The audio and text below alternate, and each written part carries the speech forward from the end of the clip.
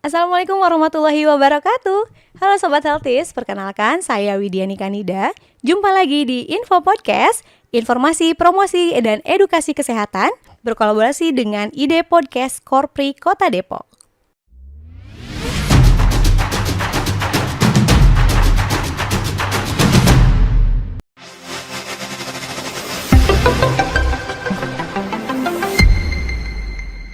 Hai Sobat Healthies, perkenalkan nama saya Widiani Kanida. Saya di sini bersama dua narasumber kita nanti akan ngobrol-ngobrol tentang tuberkulosis dalam rangka memperingati Hari Tuberkulosis Sedunia. Dan dua narasumber kita yaitu yang pertama ada Nurse Eni. Hai. Ya, halo Nurse Eni, apa kabar? Alhamdulillah baik, Mbak. Alhamdulillah Apa ya. kabar juga nih? Alhamdulillah baik-baik saja walaupun suaranya lagi agak lumayan Masya Allah. ini ya, Biasa. becek gitu ya. Semangat. Ya, Nurse Eni ini dari salah satu puskesmas yang ada di Kota Depok juga, yaitu di Puskesmas Tapos. Dan kita ada narasumber yang kedua, yaitu Ibu Endah Juwaria. Selamat datang Ibu. Selamat datang juga. Salam kenal buat semuanya. Salam kenal. Oke.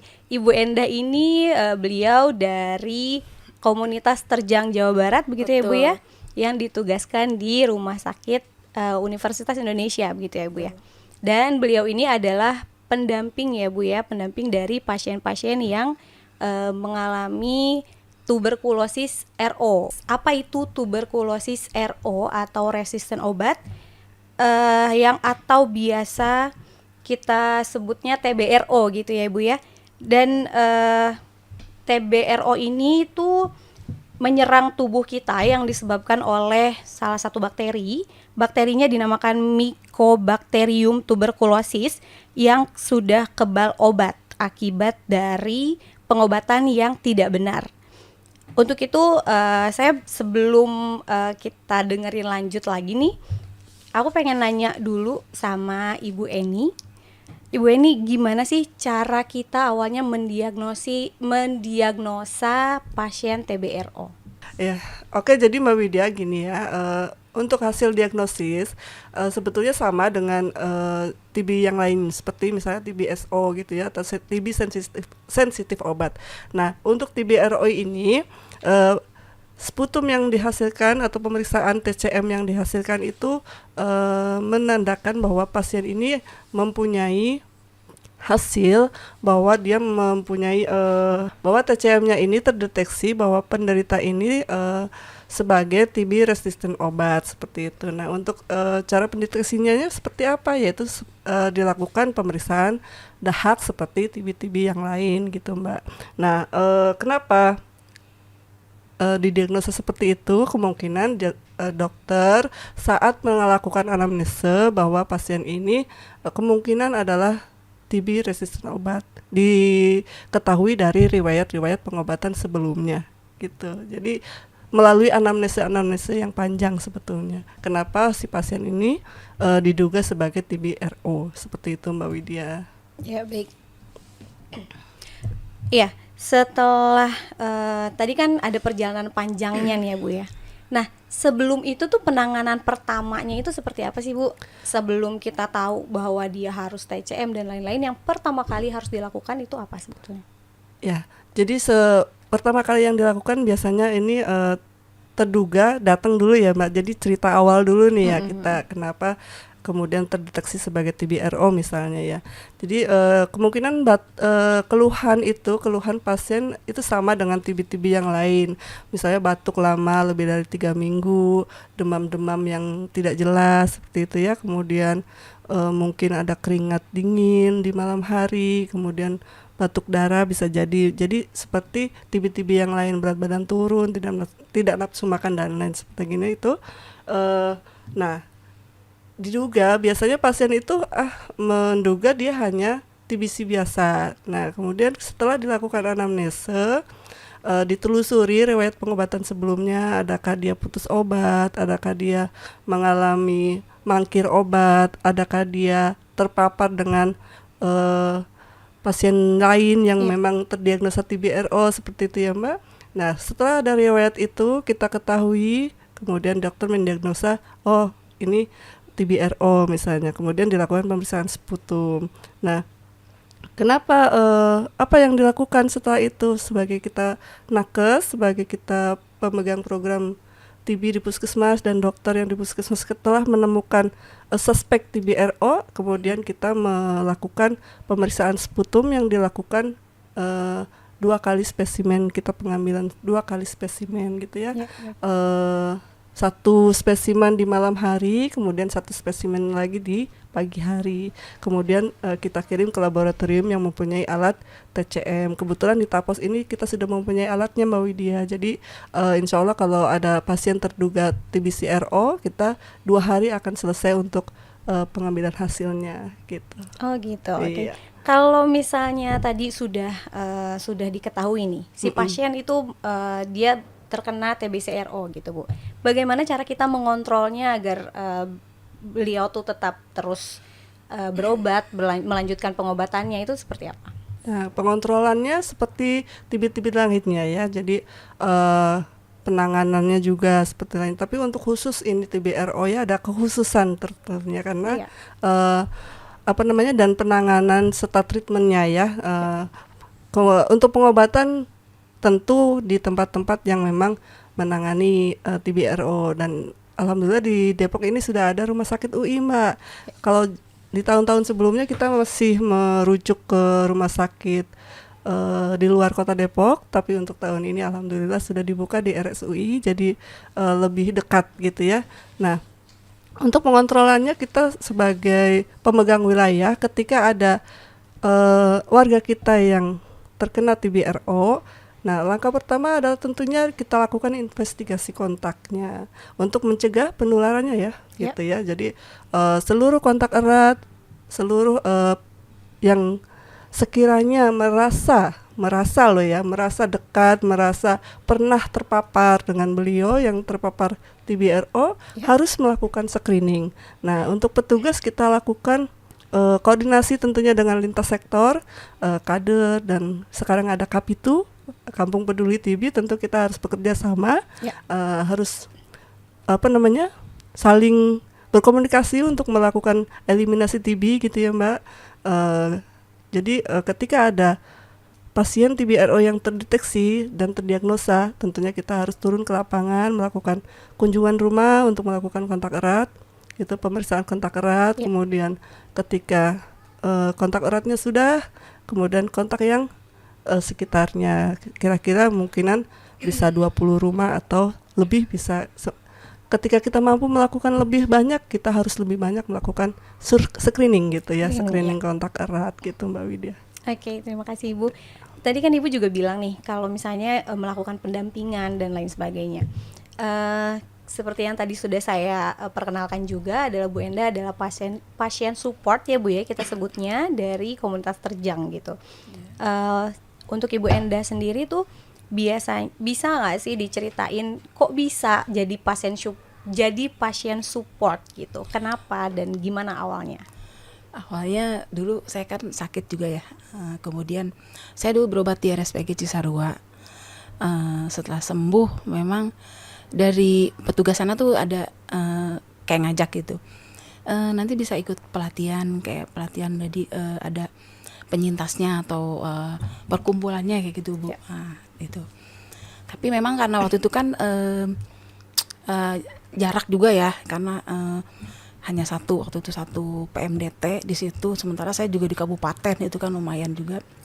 Jadi memang nggak sempat ikut pelatihan, tapi saya gabung di Terjang tahun 2017. Saya sembuhnya tahun 2016 akhir, lalu gabung 2017 di Terjang sebagai pasien support sampai sekarang juga. Plus kalau sekarang saya jadi MKD RSUI itu kan. Itu awalnya ada yang ngajak.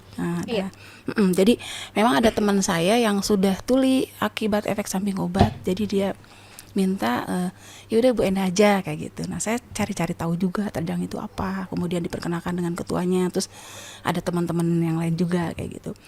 Jadi motivasinya sih karena sembuh dan merasakan perjuangannya lumayan ya dari efek samping obat.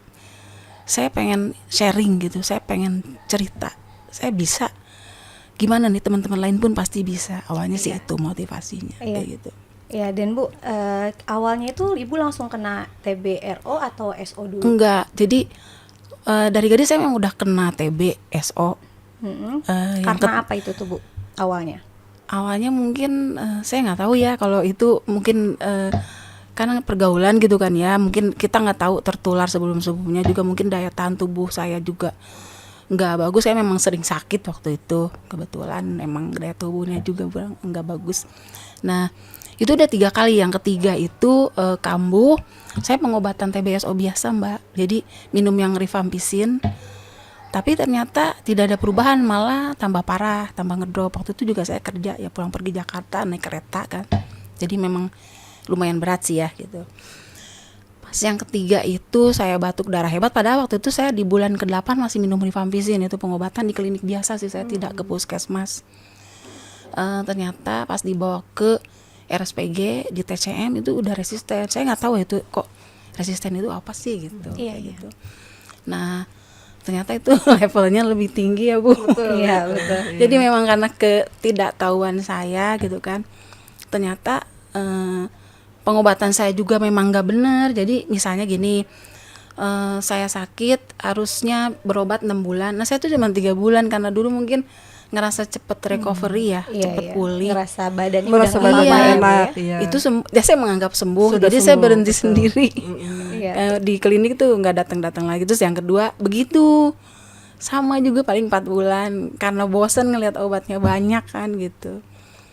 Ketiga kali, nah saya kambuh lagi, nah itu udah kapok. Iya. Udah Jadi tahu lagi resisten, ya. udah Jadi resisten. Bu Enda ini memang resiko berat gitu, karena Iya. satu pengobatan tidak Tidak teratur, tuntas, membutuhkan pengobatan sendiri Iya. gitu ya. Nah itu memang faktor untuk terjadinya TB resisten obat. Di samping bahwa si pasien ini mungkin ketularan dari pasien lain yang mungkin memang Iya. mengalami dia TBRO gitu. Nah, iya. jadi memang resikonya begitu Bu, kalau memang putus obat apalagi berkali-kali ya. Betul. Dan meminum obat tidak teratur, tidak mematuhi anjuran-anjuran petugas kesehatan dan dokter, seperti itu. Akhirnya resiko ditanggung. Jadi Gimana, Bu resisten. Enda? Iya. 2 tahun itu Bu. Betul. Lumayan ya, lama ya proses pengobatannya itu cukup lama dan harus cukup sabar sepertinya ya. Ya Bu Enda, setelah udah tahu nih kita kena resisten, Ibu misalnya kena resisten obat gitu ya, kena TBCRO, awal respon keluarga tuh seperti apa sih Bu? Kaget karena kan sudah diobati gitu ya, tapi ternyata kok ada lagi yang lebih luar biasa resistennya itu kan, jadi emang nggak percaya gitu. Tapi alhamdulillah saya dapat dukungan psikososialnya ya, berupa dukungan keluarga ya, jadi ya udah maju terus walaupun dokternya sudah bilang kan. Jadi misalnya gini, kita kalau sudah memutuskan untuk berobat TB resisten tuh biasanya dokter akan menjelaskan resiko-resiko beratnya ya Bu ya, dari misalnya tuli atau gangguan segala Efek samping macam. obat Betul, gitu ya. kan itu kaget ya, udah dengan 2 tahun itu kita bakal tuli gitu kan, itu lumayan memukul ini juga ya, Psikologis ya, ya, Bu. betul. Jadi kan bingung, cuman karena didorong oleh suami dan keluarga juga, ya udah nggak apa-apa gitu kan, pilih mana, paru-paru apa tuh, apa kuping kayak gitu kan. Iya. Nah ya sudah, jadi saya maju berobat, lanjut, didiagnosanya memang 2 tahun gitu, kayak gitu sih. Langsung ke Vaskes ya Bu ya, langsung datang ke Vaskes terdekat. Kebetulan saya memang langsung ke RSPG-nya waktu itu, belum sempet datang ke puskesmas apa enggak gitu. Jadi saya pikir kalau puskesmas kan emang yang bukan penyakit yang berat-berat ya Bu, jadi saya memang jarang, emang nggak pernah ke puskesmas gitu, jadi nggak tahu banyak lah gitu. Iya. Tetangga apa namanya, keluarga sudah support, Iya. lingkungan sekitar gimana tuh Bu, kayak tetangga dan Nah, lain-lain. Karena kan badan saya tambah kurus terus sering batuk ya, memang sih mensupport gitu ya, berobat kayak gitu, tapi tetap mereka agak menjauh sih karena takut tertular gitu. Dan itu kan kerasa juga ya, jadi kayak stigma juga sih, terus saya juga self stigma kan, jadi aduh karena mereka takut ketularan gitu kan, jadi ya saya menutup diri, jadi nggak pernah keluar dari selama pengobatan itu, malu, nggak pede jadinya gitu sih. Iya, iya. Iya, memang kalau TBRO kan lebih lama ya Mbak, pengobatannya jangka panjang, ada yang sampai 12 bulan, 14 bulan, sampai 2 tahun mungkin ya. Jadi akhirnya stigma-stigma di masyarakat bermunculan gitu, dan ditambah dengan rasa percaya diri mungkin yang berkurang gitu ya. Akhirnya itu mempengaruhi juga untuk kesembuhan dan pengobatan, lamanya pengobatan Iya. gitu. Oh gitu. Iya. Ya, itu kan lama banget ya Bu ya. Pengobatannya ada yang berapa tadi 14 bulan Iya. ya kan, paling lama 2 24 tahun. bulan, ya. 24 bulan Iya, paling betul. lama gitu kan ya. Nah, dari Mbak Endah sendiri nih gimana sih biar bisa konsisten untuk minum obat terus gitu, biar nggak patah semangat gitu, biar tetap aja bisa yuk gitu abisin obatnya sampai sembuh gitu, gimana tuh caranya? Saya mungkin mau cerita ya, waktu itu saya minum awalnya 14 butir di tahun pertama karena masih belum mempan dinaikin kan dosisnya, baik itu saya suntik, waktu itu regimennya suntik Bu, tiap hari kiri kanan di pantat gitu kan, istirahat suntik itu cuma Sabtu Minggu gitu. Jadi saya tiap hari ke Vaskes, ke puskesmas disuntik kayak gitu kan, dengan badan kurus udah tinggal tulang. Petugasnya sampai bingung loh mau nyuntik tuh di mana kan, saking itu kan efek sampingnya salah satunya kan mual dan muntah, jadi susah makan kan.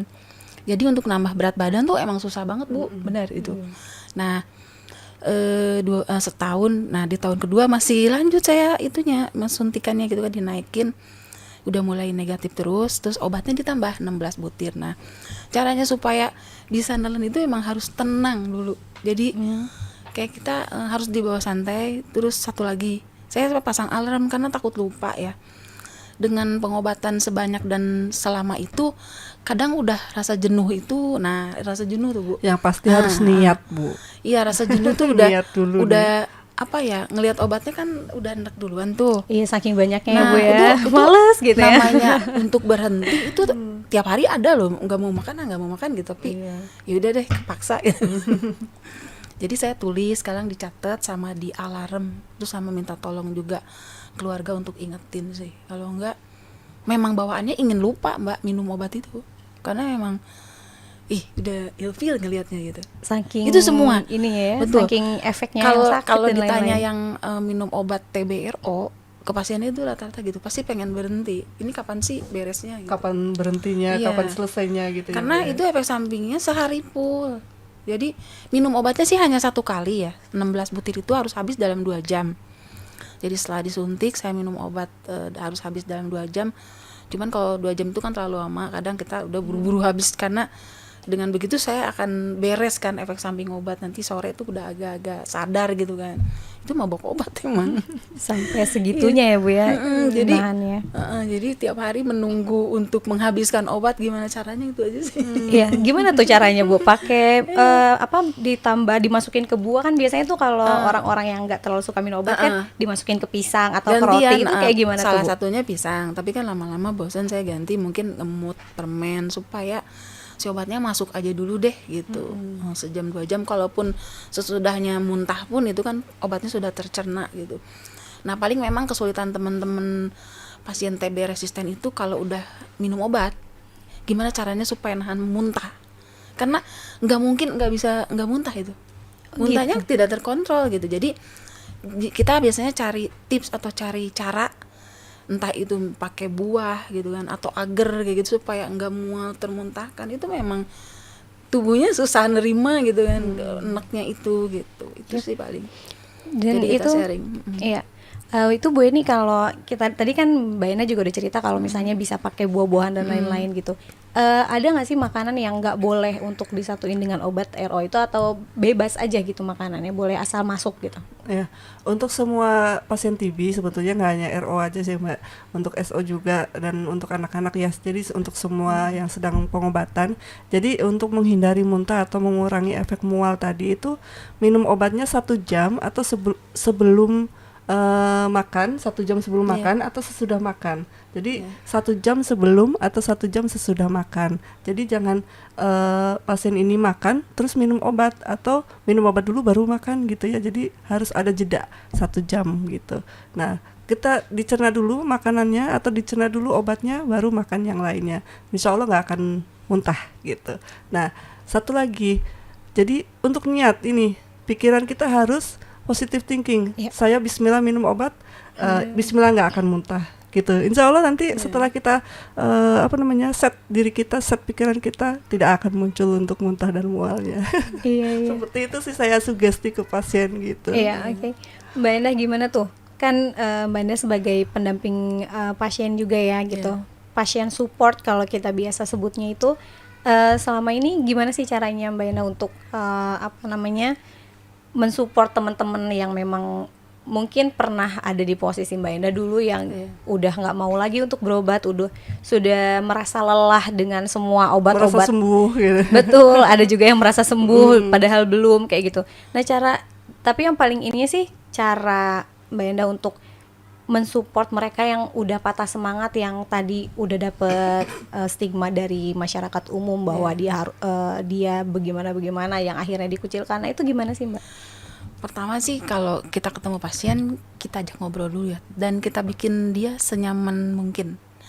Jadi dia mau cerita, karena kalau dia tidak nyaman dengan kita, dia nggak akan cerita gitu, nggak akan kendalanya apa kayak gitu, terus harus gimana kayak gitu. Jadi biasanya emang butuh waktu sih, cuman memang pendekatannya seperti itu. Dan kita biasanya menceritakan bahwa kita penyintas, jadi kita udah pernah nih nyicipin obatnya. Biasanya mereka akan mulai membuka pembicaraan, terus bisa diajak ngobrol. Mungkin karena role model aja, jadi mereka bisa lebih terbuka ya Bu ya. Jadi mereka sedikit-sedikit tuh nanti ada kendala apa kayak gitu.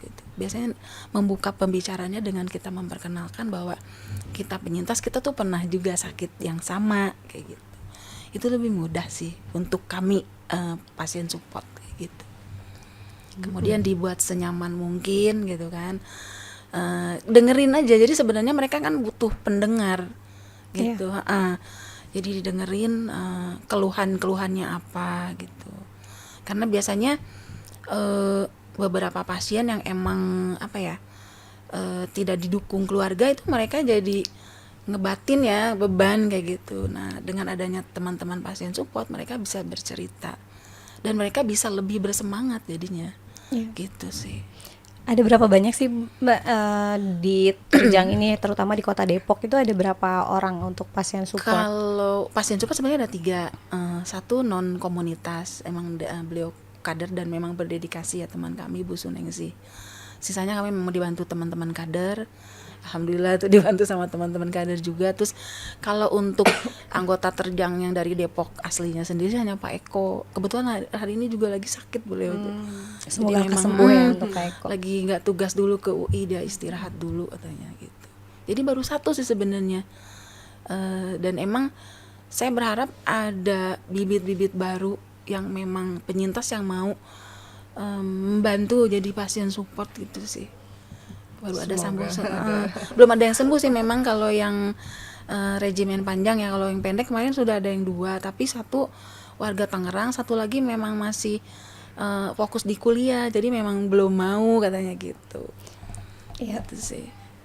Iya, semoga kedepannya memang ada yang bisa membantu lagi ya Mbak Ena ya. Iya, Dan pastinya tuh kita berharap semoga kedepannya untuk teman-teman yang kena TB itu apapun itu, mau SO mau RO, dan ya semoga cepet sembuh ya Bu ya. Dan semangat terus untuk berobatnya gitu ya Bu ya. Nah, sebelum itu tuh sebelum kita akhiri perbincangan di hari ini, ada pesan-pesan nggak sih dari Bu Eni untuk teman-teman di luar sana, mau yang masih sehat, jangan masih sehat ya, untuk rekan-rekan yang sehat dan juga rekan-rekan yang sekarang mungkin sudah menjalani pengobatan? Ya, jadi pesennya. Jadi kalau untuk orang yang masih sehat atau masih belum mempunyai gejala TB gitu ya, tetap jaga kesehatan. Jaga kesehatannya seperti apa? Kita kan nggak tahu ya kuman itu ada di mana gitu ya Mbak ya. Prinsipnya sama seperti COVID-19. Jadi kita memakai masker, mungkin menjaga protokol kesehatan, mencuci tangan gitu ya di setiap kesempatan, atau lebih pastinya di 5 momen gitu ya, kita harus menjaga cuci tangan. Kemudian tentunya kita menjaga perilaku hidup bersih dan sehat gitu. Nah, bagi teman-teman yang mungkin kontak erat dengan pasien TB, segera memeriksakan kesehatannya, apakah dia sudah terpapar kuman atau belum. Nah, sekarang ini kan sudah ada aplikasi di handphone Android Anda masing-masing gitu ya, tinggal download di Play Store untuk Sobat TB. Jadi kita bisa men-screening diri kita sendiri apakah kita sudah terpapar kuman TB atau belum.